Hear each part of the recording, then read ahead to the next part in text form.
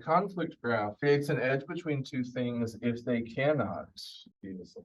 If they're not related or if they're not compatible. So for instance, you can have your vertices be inmates in a prison, and some prison inmates do not get along. So you could have an edge between the two prison inmates if they should not be. You also create this with schedules. When you're trying to create schedules for people who have majors, like if this class, if CS majors need this class and they also need a CS class, there's a conflict between two classes because they can't be at the same time. So that's another application. One that's important is chemicals. You can have the vertices be the chemicals that you need to store, and some chemicals should not be stored in the same area. So you have an edge between two chemicals if they should not be stored in the same area. So in addition to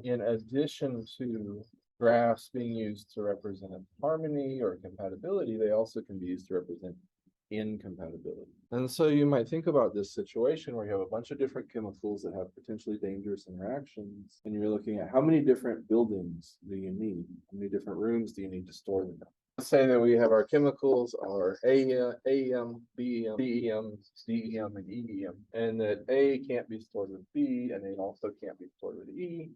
A can't be stored with D, C can't be stored with B, and B and D can't be stored together. And this is you also have the same situation with species at a zoo, where one of them will eat the other one. How many different rooms would we need to store all of these chemicals safely?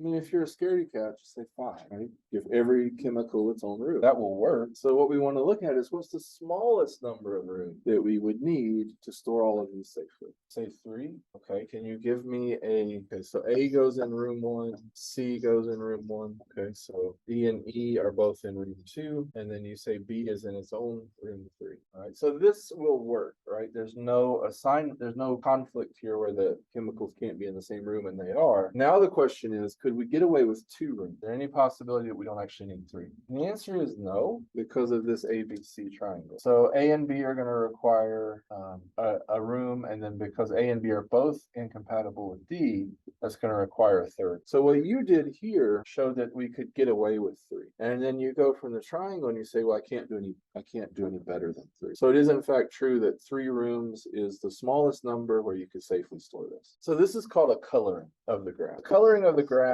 is just a function from the vertices to a set of colors. And here my colors are room 1, room 2, and room 3. It's a labeling, an assignment. You're just giving each vertex some label from a set. And because it doesn't really matter what you call the colors, you usually assume that the colors are a set of. So here, instead of calling them room 1, room 2, and room 3, I'd rather call them just 1, 2, and 3.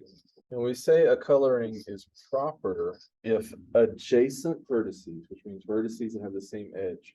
Remember, edge-acent vertices receive different colors. Proper is not something that's used to associate to the graph. So this graph just uses chemicals had reactive potential or didn't.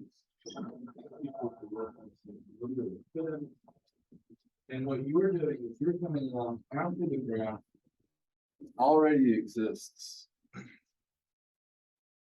and you are now assigning rooms to the chemical, and your assignment work with the graph relationship.